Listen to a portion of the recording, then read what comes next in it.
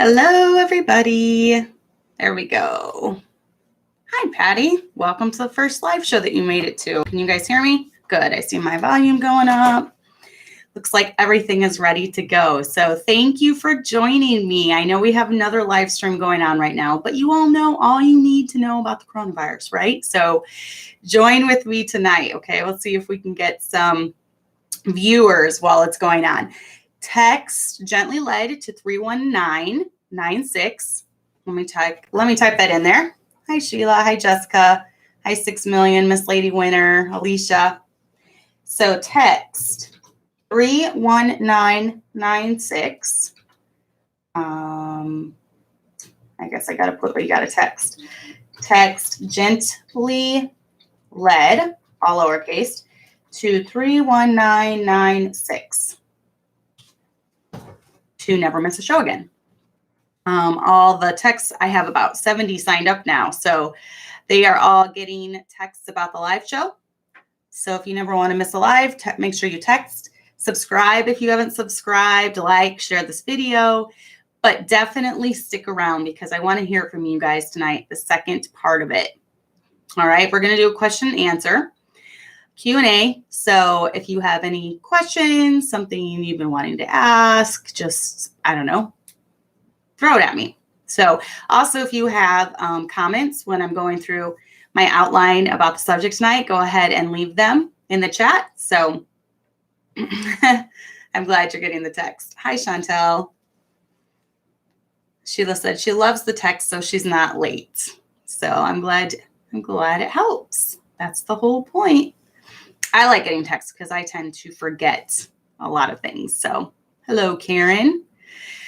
So anyways, yep, we're up to almost 30. Good. I have 30 loyal listeners at least that left Paul's live stream. So good for you guys. Oh, that's funny. Holly.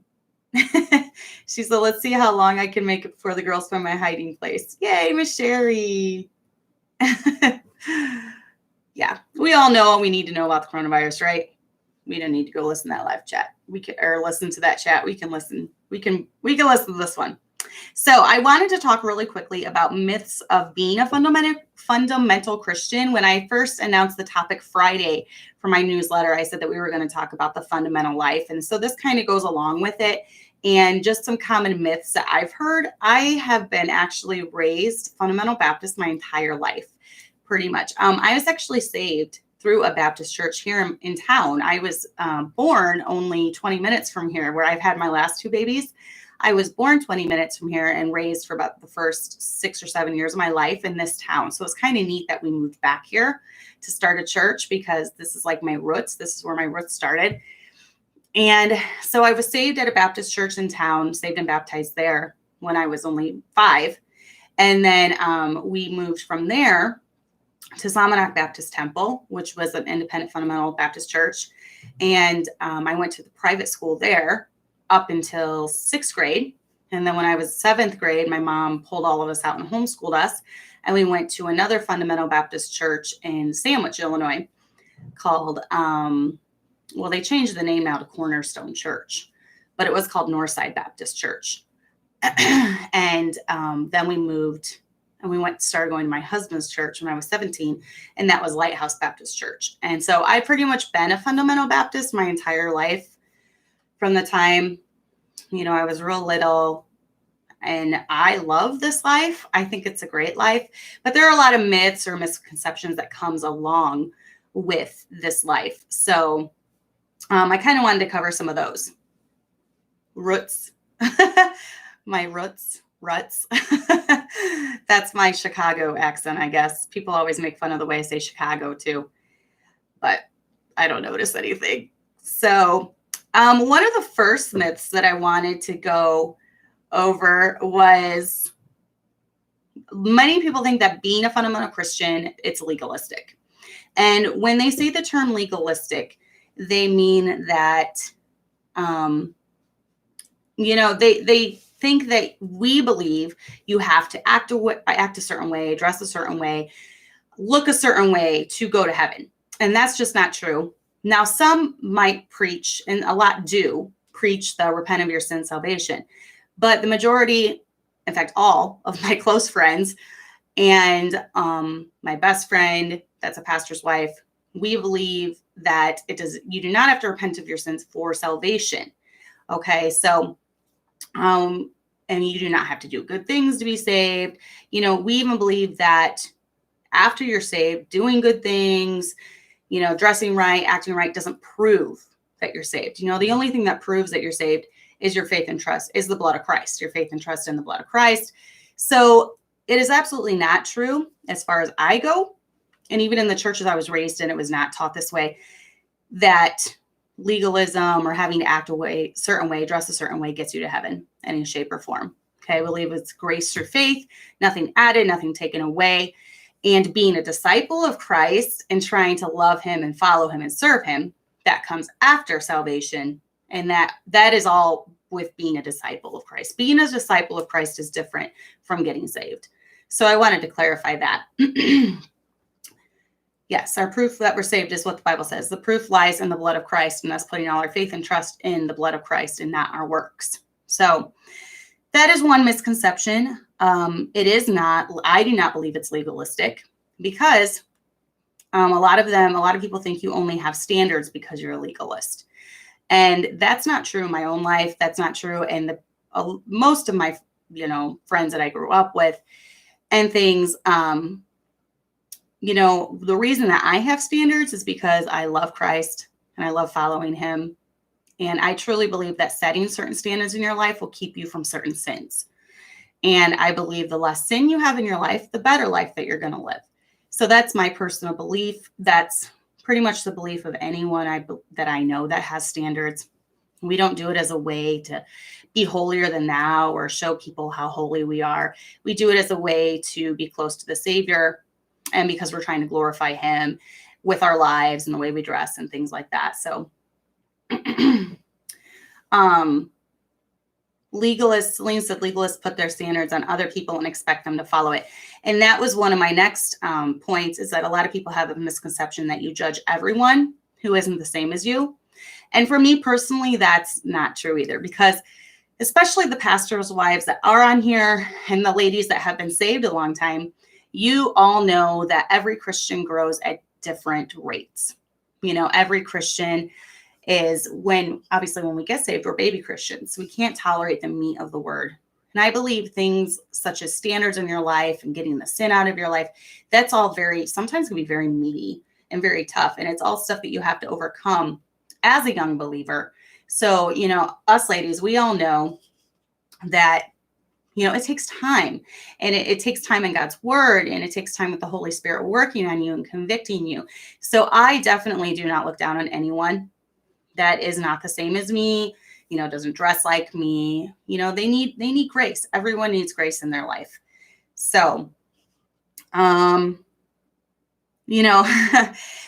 there's a myth going around that, if you have standards in your life, you don't think anyone can go to heaven in a pair of pants, or someone who smokes can go to heaven. That's just not true either. And what was it I heard a preacher say once? Now, I've grown up under a lot of preaching like this. What did he say? He said, just because you smoke doesn't mean you're going to hell. It only means that you're going to smell like you've been there. That's what he said. Of course, probably trying to get laughs, but that's what he said. So while I may not totally agree with that, I don't like smoking just because of the consequences that comes from it and things like that. But I do remember a preacher saying that when I was growing up. And, I do not think that you have to wear skirts to go to heaven, obviously, going back to the first point. But the reason for me wearing skirts is so I can be a light to other people, and I can show that I'm different in this world that we live in, where there's so many lines blurred between the sexes and things. I want to stand out, and I want my daughters and I to stand out. So, okay. So another misconception or a myth is that our life is boring. Now, please give me some of your guys' examples of your own lives. I know most of the women watching are fundamental Baptist women. So give me some of your, yeah, Yes, we should. I do not have that in my notes, Karen, but we should talk about it. She said, are you going to talk about the myth of wearing denim jumpers? Now, my husband did post a video on his Facebook the other day. And it's actually on his Tommy McMurtry channel too. He has like a personal YouTube channel where we put all the personal home videos and things like that. And I was wearing a jumper. I couldn't believe it. Now, I remember this jumper. It was a maternity jumper, and it was corduroy. So it wasn't jean. It was a corduroy jumper. But I look at it now and I'm like, that was so ugly. I think it was so ugly. Like, what were you thinking, Cassandra? And when I got married, I had already come from a pretty conservative home. But when I got married and I became an assistant pastor's wife, I don't know if it was in my head that I needed to start dressing like Little House on the Prairie or something to be more spiritual. I was young. Okay, I was 20. Cut me some slack. And I knew that I was just now put into this place of authority, if you want to call it that. We were the youth leaders. And so we suddenly had this class where I had all these teen girls looking up to me. And I kind of put like my stylish side on the back burner for a few years. And then I was like, this is stupid. Dressing in long jumpers doesn't make me any more spiritual. I don't like them. They're ugly. I'm sorry. I'm sorry if you wear a jumper. I don't like them personally. Okay. No offense to those of you who wear jumpers, but that's just not my style. And so it kind of took me a few years to really figure out my niche and what my style was. My modest style, but my style that actually had some style and wasn't jean jumpers and things. So, it kind of took me a few years to figure that out. And then the first few years I got married, I was pregnant, and it was like early 2000s. And they had very cute maternity clothes. I look back now and most maternity clothes were so ugly. Those of you that are pregnant now, you have such cute options when it comes to maternity clothes. So it took me a few years of figuring that out. But I finally figured out you don't have to wear a jumper to be spiritual. Newsflash, right? That's deep stuff there. But yes, exactly, Holly. It is a myth to be modest. This is a myth. To be modest means you have to be frumpy. And that's kind of what I had to come to terms with. And now that's what I'm trying to tell women. You don't have to be frumpy. You don't have to wear a potato sack to be modest. You can wear cute things and, things that fit you correctly and still be modest. So 6 million said, I'm looking up denim jumpers because I'm not familiar with the term and they look super cute. There are maybe some cute ones. Just the maternity ones I wore were not cute at all. So don't make my same mistake. But, so another myths are Christians are boring. Independent fundamental Christians are boring.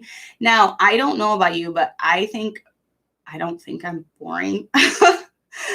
Maybe some would disagree, but there are so many different personalities that I know that are IFB women. You've got your outgoing women and your quiet women, and you're crazy and you're funny. And there's not two women I know that are exactly the same.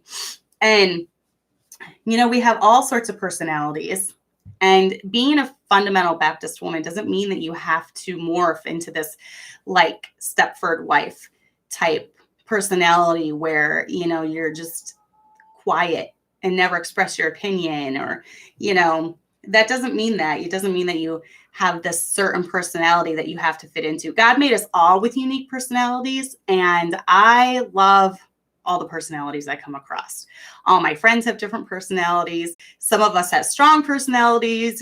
Some of us have quieter personalities. Some of us have more graceful personalities. I am trying to achieve a life of grace, but I have a very strong personality sometimes that comes across. Yes. And if everyone was the same, this would be a boring life. And that's what a boring world this would be if we were all the same. So another myth is that Christians are grumpy, which I don't know many grumpy Christians. I mean, I guess there can be grumpy Christians, but there's grumpy people all over in the world too. So my husband is definitely the opposite of that. He does not like being in a bad mood. He's very rarely in a bad mood. About the only time he's in a bad mood is if he's hungry. So he gets what I call hangry. He gets hangry, but he's a fun guy to be around. his motto is, if you have to do something in life, you might just find a way to make it fun. So he's fun. He's fun and spontaneous. And we try to do fun things as a family all the time. Even through this whole thing, he's tried to be upbeat about it. And, when the parks were open, which they closed them now, we were going to the parks, we walked down to the river. We try to do things that will just lighten the mood and bring a little fun into our life. So, he is far from grumpy. And I think, us women, most of my friends, they are relatively happy all the time. So I don't know. I haven't seen too many grumpy Christians. I mean, I guess there are some, but our church certainly isn't filled with them. So, another thing about this whole grumpiness thing too, is that I know there are exceptions, but when it comes to my Christian friends, none of us have to rely on meds to get us through the day. We don't need Prozac or antidepressant medication or, just different things like that. We have the Lord to rely on. We have the Bible to read. We have other Christian women that we can talk to if we're having a hard time. So I personally don't know of any Christian women that are on it. I will put a disclaimer in here. If there is someone who is struggling horribly and they are like having, suicidal thoughts and thoughts about hurting their kids or hurting their husband, you definitely need to talk to a medical professional. And there are times where hormones can get out of whack and things where you might need some type of medication to get everything back and working again. I've had friends in the past that after having a baby, it kind of threw them into a deep, dark depression they needed help getting out of because their hormones were all unregulated. So I will throw that in there. If you are someone who is struggling, don't think that there's no end. I'm going to have to end it. This is horrible. Get some help for sure, because there are instances when you might need that. But for the majority of it, I have noticed that my Christian friends just seem to be happier and more content and more at peace with their life than those of the world. So, yeah, Daylin, I'm the same. I definitely need coffee. And for me, I have noticed too, when I was younger, along grumpiness lines and the depression, it wasn't until I had Allie, so she was my fourth, my fifth. I lose track of my kids. She's my fifth. So it wasn't until I had her that I was really thrown into postpartum depression for the first time. She was one of my worst labor and deliveries. And I don't know if it was the expectations of that or what, but I was I was thrown into just some really deep, dark depression with her. And it took me about 9 months to really work my way out of that. And it was tough for me because I had never, ever been depressed in my life, ever. And I really think my hormones were out of whack. And I also ended up getting a herniated disc from her delivery. So I was in agonizing pain. I literally could not walk. I had to crawl. And I had to go to the chiropractor every day for a month until it was worked out. It was fixed. And I did eventually get it fixed, but it threw me for a loop. And I wish I would have had an older, wiser woman telling me, sometimes this happens. If you need a little help, here's some herbs you can take, because I don't think it was to the point where I needed medication. I just had no clue what was going on. Like, what is wrong with me? I mean, I've never felt this way before. And I was just going through a lot of stuff at once. So definitely reach out for help, reach out for someone who's had a lot of reach out to someone who's had a lot of kids, maybe been through depression, ask them what they did to get through it. Now, after her, I recognize the signs. And after each since her, I have dealt with the postpartum a little bit, but I know how to nip it in the bud and stay ahead of it now. I did not with her. So I did learn from that. Aw, Zeke's babbling to me. Hi, Zeke. We miss Zeke. He'll be back in a year, though. I miss him. So another thing that a myth for women, for us women, is that, the life we recommend for women is stifling and controlling. So I just had a few points for this. Like, And they're kind of sarcastic because this is a myth, like, yeah, good marriages are so hard to bear because, the majority, I believe, well, I know my friends have great marriages, and it's because everyone is doing their God-given role. You have the man that's the leader, then the woman that's the head of her household, under her husband's submission, under her husband's authority. I mean, and she's running the household, making sure everything's running smoothly, taking care of the kids, taking care of the home, things like that. And, you usually have a much better marriage when it all works together the way God designed it, because that is the way God designed it. So when you have that out of sync and you're doing different roles than you were designed to do, then obviously it's going to clash quite a bit. So I have seen that the majority of marriages are good. Obviously, there are people that are fundamental Baptists who get divorced. Their marriages struggle, they separate, but I personally have known of that happening to people, but the majority that I have known have been happy.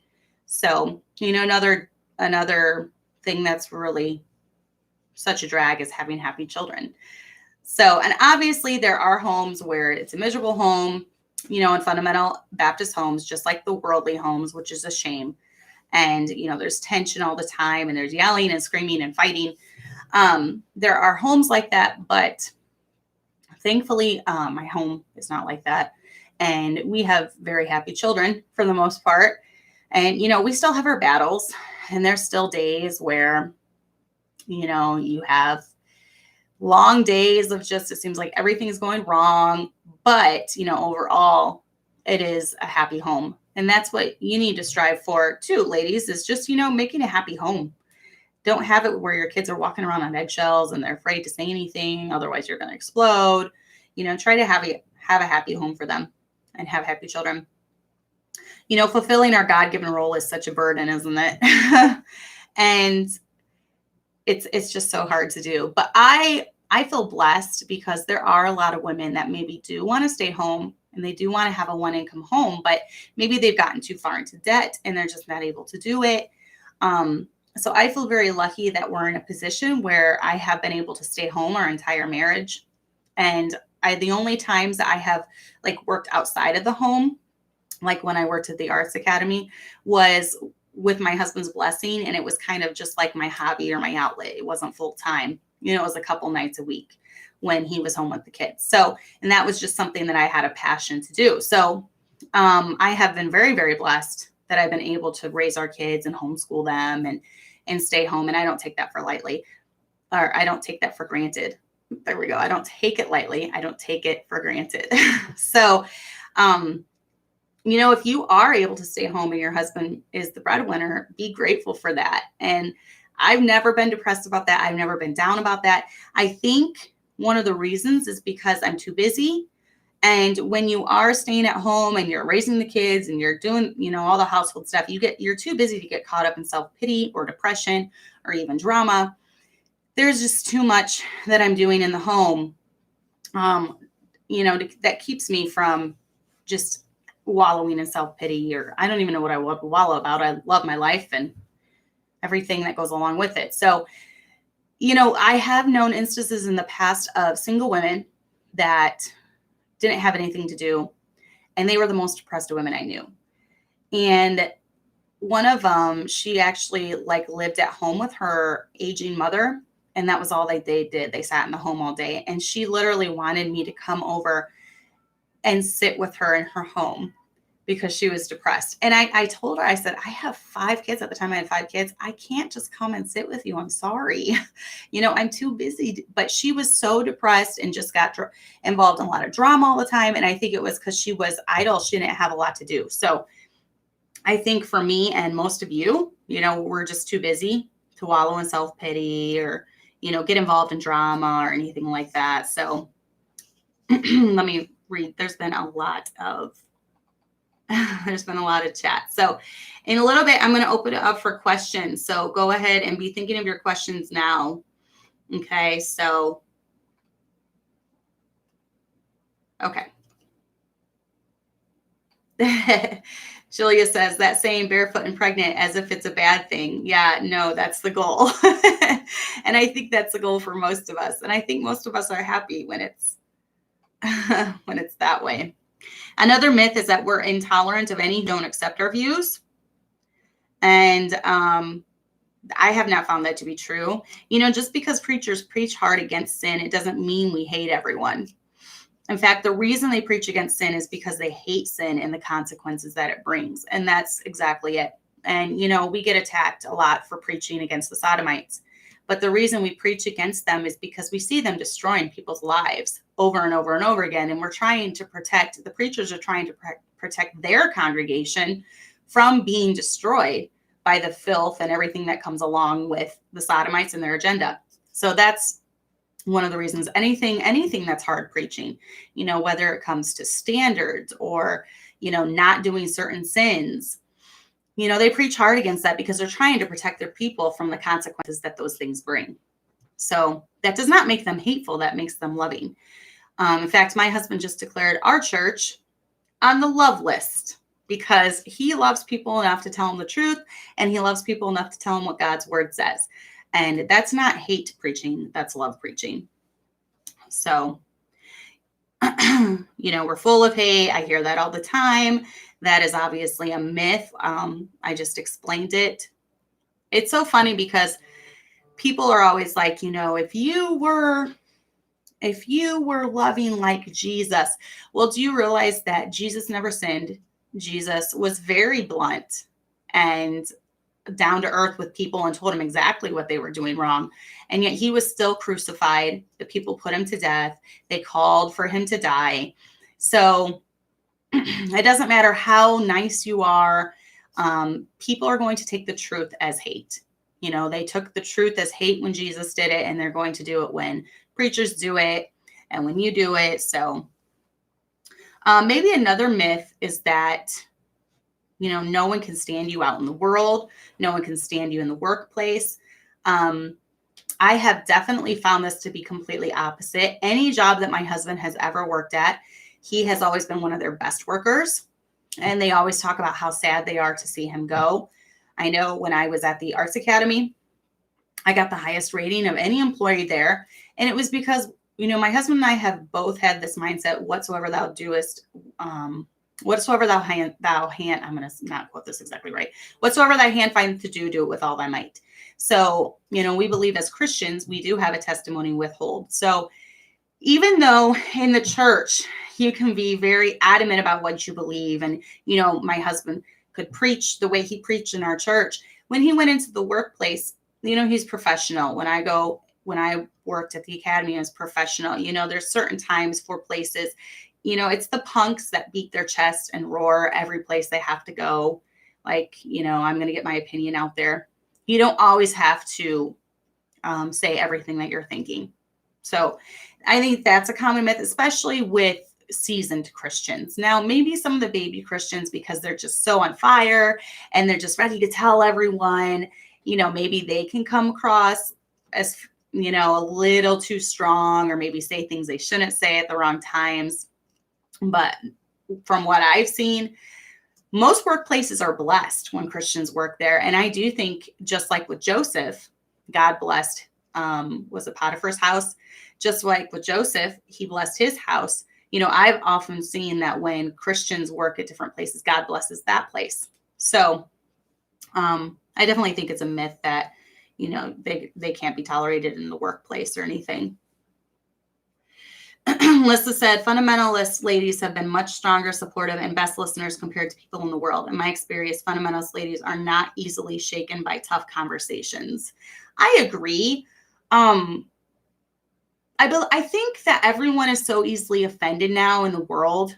You can't even disagree with them without them falling to pieces. I love having honest dialogue with people. I like honest, straightforward discussion, even if someone doesn't agree with me. And I'm not so full of myself that I will get offended if someone doesn't agree with me. That being said, I don't want to live in an echo chamber. I don't want to live surrounded by people who I don't have to bounce ideas off or thoughts off of, or, concepts. I like seeing the big picture. I like hearing everyone else's opinions. And, and I do believe that Christian ladies they're better at dialogue, honest dialogue, maybe even dialogue that you don't agree with all the time, than those in the world. It's almost like you have to be super careful. Like you can't even disagree with someone that's in the world because they're just going to get all offended. So yeah, that's a good observation. I definitely have noticed that too. So, let me see. Another misconception is it's our way or the highway. It's not like that in our church. There have been lots of times when maybe men have disagreed with my husband on a subject, and he's fine with that. He's of the position where he encourages our men to talk to him about things. And he, when it comes to certain things, especially, I'm not talking about the big things like salvation. Obviously, things like that need to be, this is what you believe if you come to this church, salvation by grace through faith, not of works. I'm not talking about things like that. I'm talking about little things that don't really matter. He does not really mind having open dialogue. He's the same way as I am. He welcomes open dialogue and open discussion.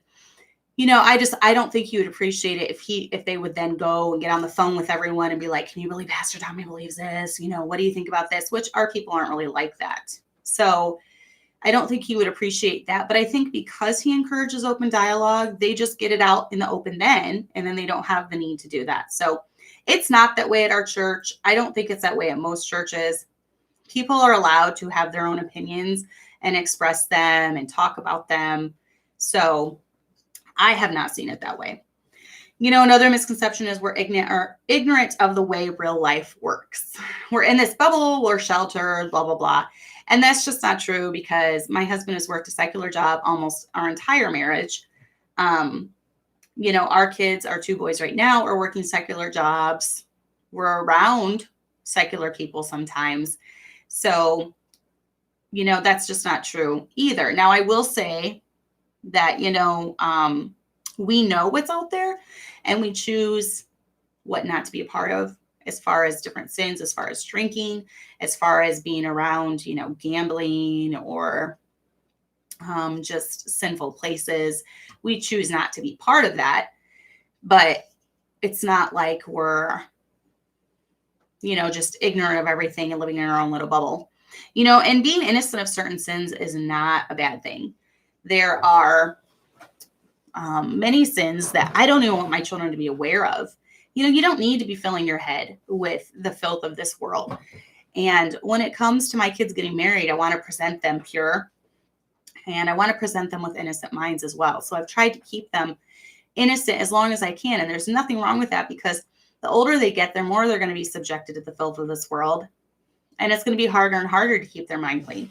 So as long as I can, I'm going to try to keep them innocent and pure of things. And that's not living in a fantasy. Innocence and purity is such a rare thing to come across these days. And I believe as Christians, we need to have our children be the exception to the norm that's out there. So, the Bible is false. Okay. That's your opinion, but I believe by faith that the Bible is true. So, and that is what makes me a Christian, is my faith. So, okay. So now that's about all I have. If you guys have any questions, go ahead and share them with me. I'm enjoying all these comments. I need to go back after I'm done and read them. But yeah, we have over 50. So that's awesome. Go ahead. I missed a lot of comments. I'm sorry. I'm like talking and it's hard. It's definitely hard to keep up with it. So, okay. So Melissa said there have been people come into our church who literally just came out of horrible sins. And if they are women and need to talk, the ladies can pretty much handle and counsel through anything. Yes, that is good. And, if you've been a Christian that's been saved for any amount of time, you can counsel women. And I wish there was older women around that could counsel me. Now, I found there was at my old church, I really looked up to a lady named Miss Jane. And I still remember one of the lessons that she gave at my bridal shower, or it was either a bridal shower or a baby shower. And she kind of just used the example of, not getting upset over the little things, such as socks on the ground or your husband leaving his dirty towel in the bathroom. And that really, really stuck with me. And I've really tried to implement that through my life. And so for the last almost 19 years, I've been trying to do that. And I always looked up to her and respected her so much. And she ended up raising 5 kids that are most of them, in fact, the 2 older daughters are both in the ministry, and her 3rd daughter is getting ready to start up a church with her husband. And so she raised great kids, and I've always kind of modeled my life after her. So now, as far as ladies in our church, the ladies that are in their 80s, they've only been saved a few years. So they kind of have a different, mindset. So they're not really ones to give godly advice, but they are ones to give common sense advice, which I really like. So I'll ask them some things sometimes. So yeah, I am also very, very thankful for the ladies at church. So if you guys have any questions, go ahead and do them. If I could write a book, what would it be about? I don't know. Do you know I actually I've started writing a book a few times. And writing a book is hard work. It's really a lot goes into it. It takes me hours, probably, an hour or 2 to write one blog post. So writing a book is a lot of work. If I could write a book, what would it be about? I've often thought that I would like to have like a short collection of just things to encourage moms. Because being a mom is tough work. So, and that's kind of why I write my blog, for encouraging moms. And so I've often thought that if I wrote a book, it would be along those lines. And I know there's a lot of those books out there though. So I don't know. I would have to find my niche, I guess. So Karen said, I call dibs on the title, From Feminism to Fundamentalism. That would be good. You should write about that. You would be so good at writing that. I don't know. You guys give me some ideas for books. What are your favorite types of books? Postpartum hair loss. I will give you a tip that really, really helped me this last time with my postpartum. And all of these hairs, they grew back the fastest. I always go bald right here. I go bald all right here. And this is all new growth since I had Kelly. And then I go bald on this side too. Get a dark spray bottle and fill it with, what is that type of oil? Fill it with water, and in it put geranium oil, rosemary oil, tea tree oil. And the rosemary and the tea tree, it really helps with hair growth. The rosemary actually, it stimulates hair growth. And I used that this time on my hair, and it's the fastest it's grown back. So if you have little bald spots, you can spray that all in your hair, and the rosemary helps stimulate hair growth. So definitely. Miss Sherry said, mine is not bred and fed. Not sure if I'll stick to that title though. Not bred and fed. And then 6 Million said, I love little short stories based on the author's life. That would be good too. Kind of like a little autobiography. Kind of reminds me of like the Grandma Addict series. I loved that series when I was growing up. I loved reading about her life. Jessica said, I'm at a loss of when to speak to my family about the gospel. I basically don't discuss our faith at all. My brother is a Buddhist, and my sister used to go to church but doesn't now. So I don't just feel comfortable discussing religion with them and keep my mouth shut. Would it be easier if you just did it over like a phone call? Maybe, this coronavirus stuff, you can use this for your advantage. And you can use this as a stepping ground into spiritual matters. A lot of people are very scared right now. They don't know what's going on. They don't know how bad it's going to get. They don't know if they're going to catch it. They don't know if they're going to die. So maybe you could just call them up and say, hey, I've been thinking about you. You know I'm a Christian and you've really been heavy on my heart. And I know all this coronavirus stuff is going around. So I was just wondering if I could talk to you and, just kind of see where you stand on, knowing if you're going to heaven when you die and, what you believe about it. And if you want, I can explain to you what I believe about it, what I'm trusting in to get me to heaven. So maybe you could open it up like that if you felt more comfortable talking to them over the phone. I've done a lot of different confrontational type things over the phone. I feel I would definitely do it talking though, so people can hear the inflections of your voice.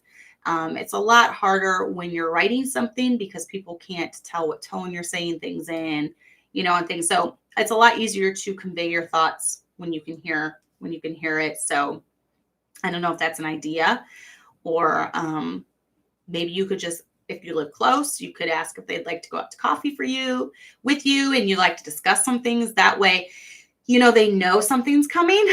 And also when you tell them, you're more likely to not chicken out when it actually comes down to it. So, I would just definitely be upfront about it. There's been times in my life when I've called people up that I love where I don't agree with the choice they're making. And I just kind of want to let them know how I feel about it and why I'm concerned. And so I will call and talk to them about it over the phone, definitely. So what exactly is a fundamental Christian, and fundamental versus other kinds of Christians? I'm not sure about the different types. All right. So when I think of independent fundamental, okay, I think of, first of all, independent. That means that we're not under a denomination. So even in the Baptist world, there's a lot of different denominations. There is Southern Baptist, there's American Baptist, and those all have denominations where you actually join something. Okay, so like maybe you pay fees to the Southern Baptist Convention or the American Association. You actually pay fees to have your name put on, or your church put on that list. And then there's someone that's the head of it. And there's certain things, I don't know, there's like perks, like there's conferences you can go to and things like that. But that's it. But independent means that there's thousands of us. There's thousands of us all across the nation. And that just means that we don't have like a denomination. We don't pay fees to anything to join. We don't have a head honcho that's kind of deciding like what route we're going to take. Like, okay, we're going to believe that it's New King James. New King James is acceptable now, and not just King James. That's what like the Southern Baptist Convention, they'll meet and they'll decide, okay, this is our list of guidelines. So then fundamental, independent, fundamental, it just kind of separates us from different Baptists as far as we all are independent churches. The pastor is the leader of that individual church. So he makes the decisions for that church alone. He doesn't answer to anyone but God. And then fundamental, that's kind of a meaning as far as most fundamental Baptist churches are King James. Now, some are going to where they're not, but most are King James only. Once saved, always saved. A lot of fundamental Baptist churches, they believe in dress standards and having standards in your life, getting the sin out, things like that. So while it's not a denomination, independent fundamental does kind of set us apart from other Baptists, but each pastor is the leader of that church, if that makes sense. So I hope I explained that okay. And then, other types of Christians, you have to be a Baptist to be a Christian. Absolutely not. But the problem is, in a lot of these other religions, such as Presbyterian, Catholic, they say Christian, but yet they're not trusting in the Bible way to get to heaven. They're not trusting in, grace through faith. They're not trusting in Jesus's blood and Jesus's work on the cross to get them to heaven. They're trying to work their way to heaven. So they might call themselves Christian, but what I consider a Christian is different from their meaning of being a Christian. I consider a Christian someone who relies only on the work of Jesus Christ to get them to heaven and has put all their faith and trust in that. And then is a Christ follower, after that. So, and there are some Christians that, maybe they get saved and they never grow. There's Christians like that out there, or they get into a bad church and then they just stall and they stay there. So they're still going to heaven. They're just not going to have a very fruitful life, and the Bible talks about that with all the seeds. There's some that fall on stony ground, and there's others that fall different places. So the Bible does talk about that. There's going to be Christians that get saved, but then they stall. So Hope said, Shara said, questions related to topic or anything. Anything. You can ask anything. I'm still having a hard time with pain from an episiotomy and stitches. I'm sorry. That's horrible, but that is a good suggestion someone just gave. Jessica said, have you tried a sitz bath soak? The thing that really helped me was a balm that I had ordered off of Amazon. It was like a green balm. I think it's called organic perennial. I can't even say it. Perennial balm. And I think I don't know if I listed it on my list of favorites on my website, but that really, really, really helped me. And I'm sorry, that can take a long time but definitely lots of baths will help. Actually, this might be too much information, but the thing that helps me the most after I have babies is they did it for the first time in Dixon, the hospital that I've given birth in the last 2 babies. They take just normal pads and they take witch hazel, pure witch hazel. They soak it with that and then they freeze them. And then you just need them you use them as much as you need to. And I needed them with Lana. She was a horrible birth, horrible delivery. And I went through so many of those. And so I made a ton of them up when I had Kelly. And then she was so easy. I threw away most of them eventually because I didn't even need them because I felt like I barely even had a baby after her. So, but yeah, those frozen witch hazel pads, those are the best things when you have a baby. I would highly, highly recommend that. So Jessica said, I guess I have to get over how I think they'll take it and keep in my mind that I can't control how they take what I say, but I can control how I say it. I know I'll be tactful because that's my personality. Good. But I'm afraid they'll think I'm trying to be high and mighty. No, I think you can come across good. Just tell them, say, I don't have all the answers, but the Bible way to heaven is so simple. And I just really wanted to share it with you because my heart's burdened for you. And, just come across humble that way if you can. So which of my personality traits has been the most useful? I would say I am an ENTJ if you go by, and I know there's mixed feelings about the Myers-Briggs, but I have a very extroverted leadership type personality. And I would say for me, my most used personality trait has definitely been my determination because it's gotten me through a lot of stuff in my life. And it's hard work. Marriage is hard work, and having lots of kids is hard work. And being a Christian is hard a lot of times. And because I have determination and my stubbornness can be used for good and it can be used for bad. Because I am resolute in what I believe and I stand firm in my beliefs, it's helped weather a lot of things. If I wasn't, at the first sign of trouble, when my husband was an assistant pastor, we dealt with people problems all the time. I would have wanted to just quit. When we started this church, it's the hardest thing we've ever done in our life. We started with just our family. A year into it, when we were running 20, I would have wanted to quit. When we're going through a rough patch in our marriage, and if I wasn't determined, I just would have wanted to quit. And when we had the sodomites attack us for the first time and smear our name in the mud and completely spread lies about us, if I didn't have determination, I just would have wanted to quit. So I definitely think my determination and stubbornness has been my most useful. And I'm hoping to take it to the end. If this thing kicks off the end times, I'm not going down without a fight.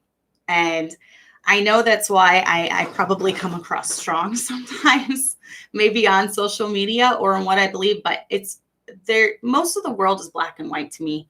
There's not much gray. There are some. And so when it comes to my convictions and my standards, I'm going to stand strong in them, even if that means eventually I have to die for them. there are certain principles in my life that I would die for. I believe that strongly about them. So I definitely think that is the most thing I've used most. So, all right. I think I missed a lot. Let's see. How do you break away from Catholic tradition of your family and break out as a Baptist? Sorry, I'm touching my face. I know I'm a rebel. You just do it. My dad was actually raised a Catholic, and he got saved in his 20s. My mom and dad both got saved around the same time. And he had a lot of Catholic family that they kind of accepted it because, well, he suddenly started changing and like becoming a better person because he was trying to follow Christ. And he did end up winning a few of them to the Lord before he died. But he just started leading his family the way he felt. Like we started going to Baptist churches. We had Baptist gatherings. It's funny because when we started getting, they knew something was weird because they didn't do any of the Catholic like sprinkling things, because they were saved when I was 1. I should ask. I don't think I was ever baptized as a baby. I might have been. Now that I think about it, because my dad was a Catholic. But they got saved when I was 1. So from that time, they started going to Baptist churches. So then when I was saved when I was 5, he invited all his family to come to that. And he would ask the pastor to give a salvation message because he knew that all of his family would be in attendance. So when each of us kids got saved and baptized, he would invite all of his family. We'd make a big event of it. And so that was kind of one of the ways that he tried to get them in. And then he would ask, like I said, the pastor to do a salvation message. And then actually when he died, the church was packed when he died, and he asked that the preacher give a salvation message. And there was about 14 or 15 people that were saved at his funeral. So it was pretty awesome that happened. And I just know he was like in heaven rejoicing. When they say that angels rejoice over one sinner, I'm hoping that he could and it's actually been 22 years today since he died. So it's kind of neat that this story came up, and I still miss him pretty badly. I think I miss him now more than when I was 17, even though he's been dead now longer than I had him in my life, because he would have made a really great grandpa and things like that. But I would like to think that he was in heaven and seeing like all this rejoicing going on as people were being saved at his funeral, because that's what he lived for, was seeing people come to Christ. So it can be done because he was Catholic, and it can be done definitely. So let's see. Sorry, I'm trying not to miss any of these. Yes, I've also used tuck pads as well with the witch hazel in them. I'm sorry, I am not adhering to all of the rules. In fact, we went to Sam's today, just my husband and I. We haven't been taking the kids out at all. And by the time we were through, he was about to have coronary because of all of the propaganda everywhere. He cannot stand it. They had stickers everywhere on the ground, social distancing, 6 feet apart. There was people with masks everywhere. They have the plexiglass now between us and the people working, and you keep hearing it played 6 feet apart, 6 feet apart. So he's walking out, and he's just about to have a heart attack because his blood pressure is going so high. And I'm like, would you calm down? And he was like, well, you know what? It's bad enough being herded like stinking cattle, but now I'm being herded like I'm a diseased cattle. Like, calm down. I sensed that there was going to be like Facebook posts after we got out because he was just so worked up by the time we got out of there. But yeah. No, I am ENTJ. I am not an introvert. That's why this whole thing is killing me a little more inside. I need my people in my life. I need my church. I need my church family. And I think it's essential. So definitely. Yes, you can win people over with godly and humble behavior. Let's see. Yes, what Holly said. I'm not going to repeat what she said, but you can go up and read her chat for it. Amanda said, because I'm a sucker for a love story, how did your parents meet? Was your mom Catholic first? No, my mom was actually pretty much an atheist. And this is why I don't like it when people start calling like This person's an atheist. Do you think they're a reprobate? This person rejected the gospel one time. Do you think they're a reprobate? Would you just chill? There's a lot of people out there that have hardened hearts. The Holy Spirit needs to work on them a little bit. And that's what happened with my mom. She was very agnostic. She was very bitter towards God. She had a rough upbringing. She got involved in drugs when she was a teenager in high school. She actually ended up having an abortion before she met my dad. So she had a lot of baggage in her life. And it took a little bit for the Holy Spirit to work on her heart. My mom and dad they've met at where they worked. And my mom said she had been trying everything in her life for happiness and she could not find it. And so she thought, well, let's try marriage. Why not? So her and my dad got married and she had me. She thought, let's have a baby. Maybe that'll help me be happy. And she had me, didn't make her happy. When I was about a year old, she decided she was going to leave my dad. And about that time, my aunt was going here, they lived here, and she was going to this Baptist church in town. And she came over with another soul winner, a friend. And they sat down and she said, I want to give you the gospel. And so they gave her the gospel. My mom resisted. She didn't want to hear anything to do with it, but she kept thinking about it and thinking about it. It was like the Holy Spirit was working on her heart. And so finally later that night after they had left, she decided to accept the Lord as her Savior and trust in him for salvation. And she did. And she finally found the happiness that she'd been looking for. So it was a process. She still had to work through some things in her life. And she ended up getting my dad to, I don't know if they started going to church and then that's where he heard how to be saved. I'm not exactly sure how that is, but he was saved shortly after her. And so then they got me into church and I've been in church ever since then. So I always say by the grace of God, there go why, because at 1 year old, my mom almost left my dad. And if she would have, first of all, none of my siblings would be here, my 4 younger siblings. And who knows what kind of lifestyle I would be in. I mean, she would have probably gone off the deep end. And so I am very, very thankful that that she got saved and I was raised in the Christian home because I don't know where I'd be. I definitely wouldn't have the life I have now. But for the grace of God, there go I. So it's kind of a cool story how that worked out. And who knows? I mean, could have worked out differently. Yes, heard like disease cattle. That's what he said. It does feel like the Twilight Zone. I agree. And he said it so loud, and he said it like right next to a woman in a mask. And I'm just like, shh, be quiet. Be quiet. So Kelly said, my husband walked out of Walmart and said, I'm just going to go shoot a rabbit. We were on the way home though, and we saw a dancing Easter bunny. That was kind of funny. He was standing at the end of his driveway dancing. So I guess people are really getting bored and they're outside dancing now in Easter bunny costumes. So I laughed out loud at that. Good evening, ladies and fellow prisoners of the state. Yeah. And I've kind of felt like I'm in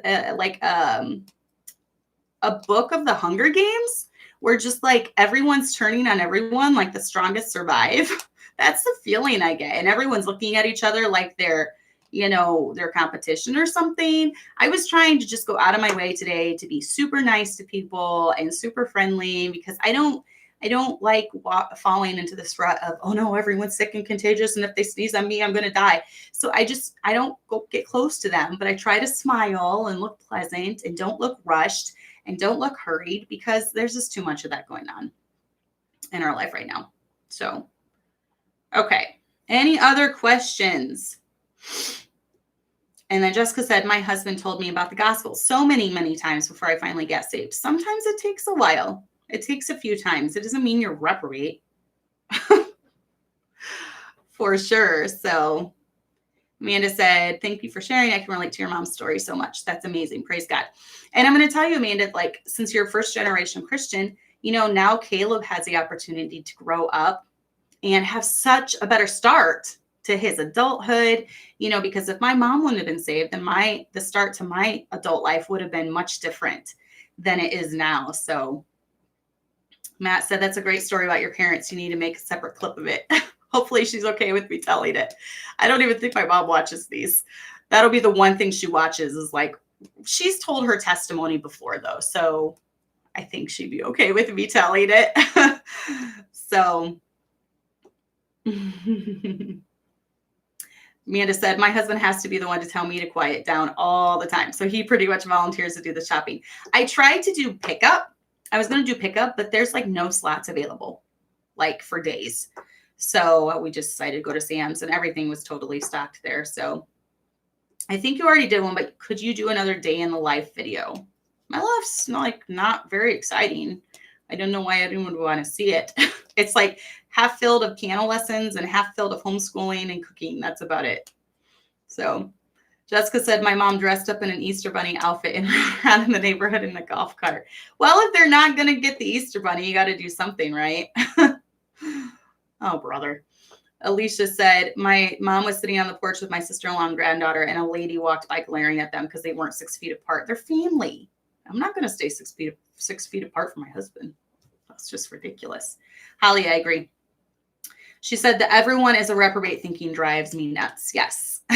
Most people in the world can get saved. Most people are not reprobate. Most people God has not given over. Now, I think as we go on in society, the numbers are getting higher every year, but you're not going to run into reprobates every single day. So Dorothy said, my son coughed while we were shopping. You could hear a pin drop. Everyone stared at us. I was getting ready to get chased out of the store. Well, you were smart. You were like brave for even taking your son. I'm seeing places where they're banning kids and all this stuff. So I had like a tickle in my throat when I was at Sam's, and I told my husband, I'm like, I need to cough, but I'm afraid to. And he's like, don't cough. Don't cough. We're like looking around, and he's like, don't cough in here. So my throat gets dry from talking too much. So the key to pickup is getting online at midnight. Oh, okay. They release their slots at midnight. So if you get on, then you'll get one. Yeah, because if you notice, if you go on to pickup, it says, sorry, all these slots are filled. Try back again when we do more or whatever. So that's a good idea. So you heard that tip from Holly. My husband went to Walmart and brought me the last bag of sugar on the shelf. Okay, so are you guys really having issues with food being gone? Because it's not like that at our stores. Maybe it's because we're like rural country, but everyone's kind of slowed way down on their panic buying. So, and when I went to Sam's today, last time I went 2 weeks ago, they had a limit, like a limit of one and everything. They didn't have any more limits. So, and everything was fully stocked. I didn't have a problem finding anything. So nothing's sold out in my area, with the exception of toilet paper, but we're good to go on toilet paper. So Crystal said, my dad has told me to never bring the gospel up to him again. We weren't speaking for a few weeks over it before because I called out the Pentecostal religion false. His family on both sides are Pentecostal. I'm sorry to hear that. Yeah, you have to be careful with family with maybe being too repetitive or being too pushy about it.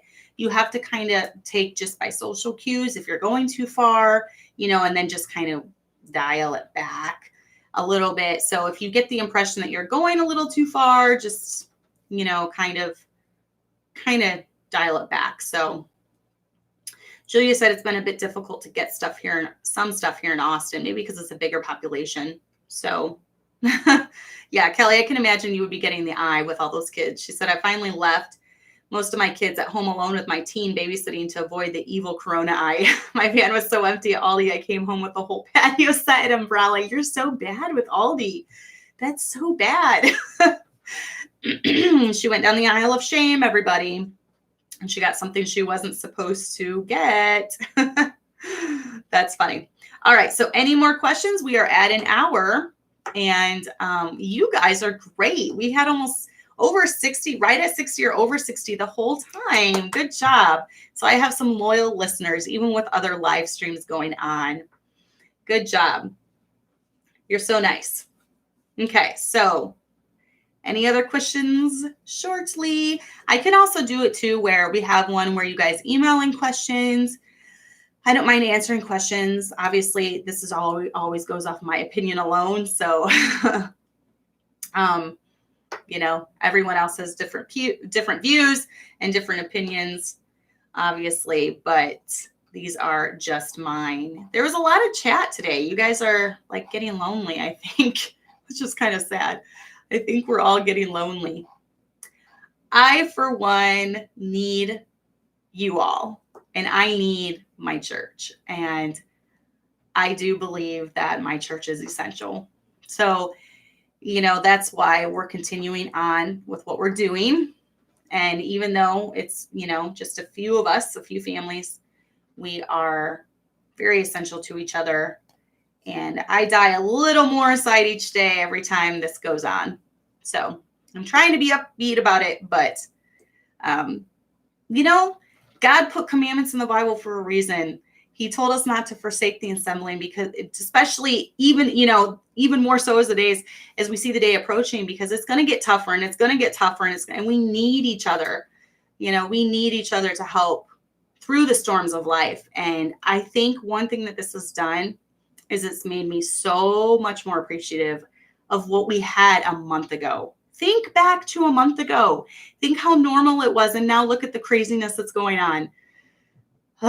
So it has made me appreciate. I will never again take going to church for granted. Never again. I will never again take, just meeting here without fear that we're going to have some nut job come after us.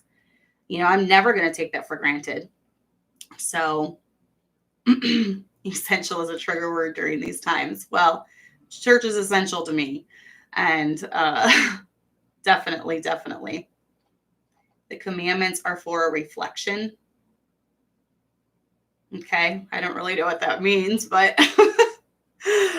God encouraged us Christians to be together, and it's because we need each other. And I need all of you ladies, and I'm thankful for you ladies. And I think this has helped all of us get through the mundane, days of our life. And we always have something to look forward to on Monday night. I know I do. So thanks for sticking with me.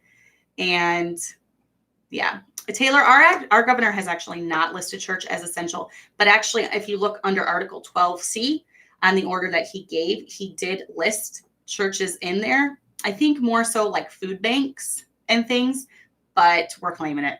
So he very pointedly did not say that churches were banned or shut down in his order. He was vague on purpose. And our police here in town told us that he was vague on purpose, and they're kind of frustrated by it, but they have said they will not shut us down. So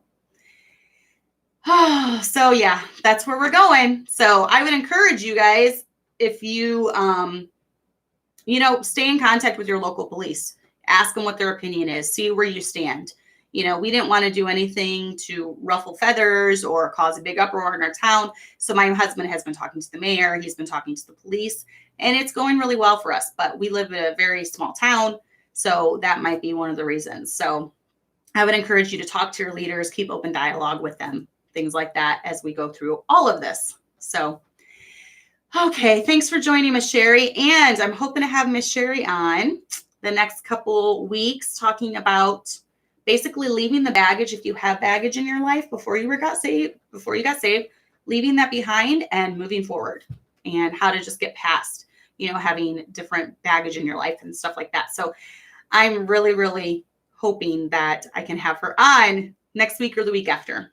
So, right. I agree, John. The commandments can't be followed to be saved. Yeah. No one can keep the commandments, but the commandments, if you love me, keep my commandments. So that comes after salvation. Definitely. If you love Christ, then you can try to obey him and serve him. So, all right. That's awesome, Ms. Sherry. She said her husband has reached out to the governor and the president. Good things. And everyone needs to do it. If you want church deemed essential in your state, keep reaching out to those leaders. Definitely. So, all right. Yes. So grateful for my pastor being diligent. Every pastor is faced with very tough decisions right now. And every pastor needs support, whether or not they choose to go to live streaming, whether or not they choose to keep their doors open. Grace. We need to have grace and stand united in this, and help each other out, because it's a tough world out there. So we will see you guys next week. Thank you, Karen, for posting that. And nope, John, we're just about to sign off. So we will see you next week. All right. Bye.